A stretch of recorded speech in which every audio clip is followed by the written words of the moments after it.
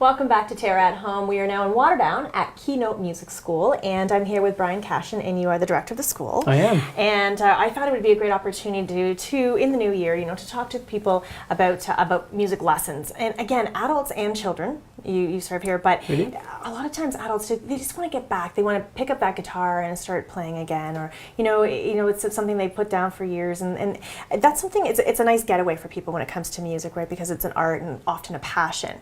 But you also have little ones that come in here right from the get-go, young ages, don't you? How young do you start? We start students at the age of 5 with the private lessons. Yeah. So that can be kind of interesting, right? So let's talk about the style of music. What instruments, and you also do vocal as well. Do you provide? We teach all sorts of instruments here. We do piano, we do guitar, both electric and acoustic. We do bass guitar, drums. So all the core instruments. We do voice lessons like you'd mentioned. We also do a few woodwind instruments. We do some clarinet, some saxophone, some flute. Oh wow. So I mean, really anything that you need. And I think that, as we all know, music and the arts programs were threatened for so long in the school and in schools. And a lot of times, particularly public schools, they have a tough time with their music classes and just try and have the funding to have the instruments, the proper number of instruments to serve the kids. So a lot of times kids will, they'll be able to play in class, but they can't take the instrument home. And how can you improve unless you have that opportunity to have that instrument yourself, right? So that's where I guess private lessons come in turn. They have extra time to play. Yes, absolutely. That's a question we get from parents a lot. Say, well, do we need to have an instrument at home? No, I don't want to go out and have to buy a piano. Yeah. It's a pricey investment, especially if you have a small child who is maybe just starting to dip their toe into the waters of music education. And sometimes kids are, they're not decided if they're going to stick with it after a month or so. Right. So it is important to have an instrument at home. Obviously, it's the best way to improve between lessons is to have an instrument to work on at home. You practice 15 minutes a day. At the beginner level, that's enough to get you started. And you certainly don't need to have a full-on acoustic piano, even a portable keyboard, somewhere in the $100 range. A keyboard, right? Yeah, absolutely. You can put it anywhere in the house, nice and light. Yeah. So when you're structuring classes for kids, how often would the average child come in to practice and to have lessons? All but our most advanced students come in for a half-hour lesson once a week. Some of our more advanced students opt to take 2 half-hour lessons, but most of the advanced students come in still just once a week, but for an hour-long lesson. That's not bad at all, right? A half-hour lesson. That's nice and short and sweet. And again, good information. And it's as you say, so it's a private lesson, so it's one-on-one. Absolutely. Yeah. Wow. Yep. One-on-one. All of our instructors here have post-secondary training in music and whatnot. So, definitely in good hands if you're looking to learn how to play. Yeah, I think that is really, really great. So let's talk about the benefits of music for kids and really, where it can take them from, starting at such a young age, and if they do stick with it.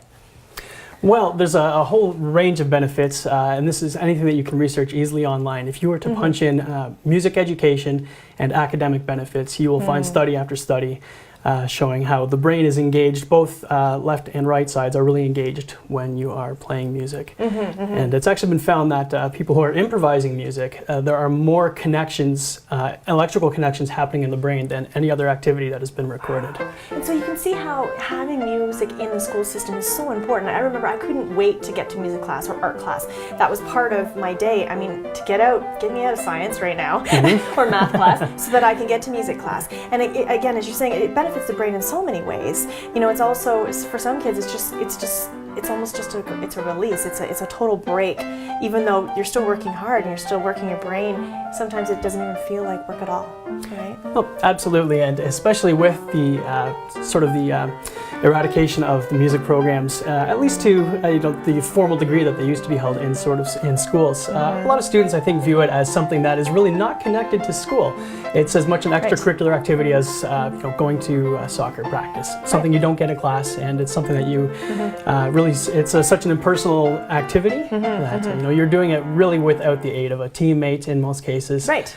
So it's really just you and your coach, your music instructor. Yep. So. Well, with my brother being a music teacher, I know that he would often say that his students, they didn't want to leave music, so the music class would run into lunch, and they would just grab their lunch and they'd sit there and they'd look, and then he's like, okay, you can't be eating and your woodwind instrument, but they would literally stay and park themselves in the music class right through lunchtime because they just wanted to be there. They just loved it, and I think that's what's cool about music, right? Oh, absolutely, yeah. It really is fun. If it's we teach in a nice casual environment here, so we don't want it to feel like work. Right. We realize it is a hobby for both for children and for adult students. And we treat it as such. We really just want to imbue the love of music, and we want people to enjoy music enough that they want to continue on with lessons. And when they're students, when they've graduated from high school and they don't have time for private lessons anymore, that's something they pursue on their own. Yeah, they just do on their own. So you're not saying, hey, you're going to be the next rock star, but this is just something that's good for you and something you enjoy. Yeah, if it happens, it happens. It happens, it happens. That's right. Now, we're looking through our segment here of 2 students that you have. So one vocalist and one pianist. So let's talk about Terra, our sweet little singer, 10 years old. And how long has she been here? Terra's been with us for about 3 years, and something we actually didn't get to see from Terra today, she actually takes 2 sets of lessons for voice and for piano as well. So she's got a lot of potential on the piano. She, like all good students, she practices diligently and makes good improvements from week to week. She actually started with piano before she switched over to voice, and she's obviously fluent in both. And what an amazing talent that'd be too, right? To be able to sing and play the piano at the same time. Again, you're using all aspects of your brain there, right? Technically, you can't take that for granted by any means. No, it takes a lot of focus. Already just trying to look at they're looking at their fingers while they're playing, and again, just to not do that, never mind have to sing as well.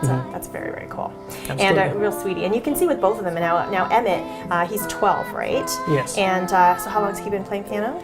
Emmett has been with us for about 6 years, and he was a beginner when he started. So. Yeah. Oh my goodness, and he's so good. He played quite. Like when you're listening to these kids, they're so good, but also they just seem so really docile and very, it's something about music almost gives them a really nice structure too, as you say. There's something that music brings these kids. Not that all kids are going to be just like Emmett and Terra, but there's something about them that they just seem almost ahead of their years, right? Because they're coming in here playing something like this or singing. Right. They've really developed confidence in this activity, and I think it carries over to other facets of their life too. So they just seem really well put together, and they're both very well spoken, very bright. So. So cute. Actually, Emmett just competed in the Rotary Festival in Burlington last week and was able to place first. That's amazing. So there you go. Did very well. That's so good. And then that's something, kudos to you guys as well, because it always comes from a good teacher. So thank you. That brings us back to lessons. How would someone register here for their child? Well, it's pretty straightforward. You can find our website, keynotemusicstudio.ca, or you can give us a call. Our phone number's on the website, and we can just take care of it over the phone. The biggest obstacle for parents is just finding a time where we have an opening. Scheduling, that's right. Finding a time that we have available. And the kids are free, but we are fairly flexible with scheduling. Okay. So if you do need to miss a class, if you have an unexpected soccer practice come up, or there's a school field trip that's going to interfere with your class time, we'll just move it to a different day. Well, so that works out really well. So again, literally, a child could come right after class and come here, and right after school if you wanted, and off they go. Yeah, absolutely. Yeah. We start at 3 o'clock for our after-school programs, and we go till 9. And we actually do have some adult students that come in the earlier part of the day as well. A couple of homeschooled children as well, whose schedules are a little more flexible. Yeah. Oh my goodness. Well, thank you so much for letting us in your space. And again, it's good. It's good for your kids, and it's good for your brain too as an adult. We'll be back with more Terra at Home.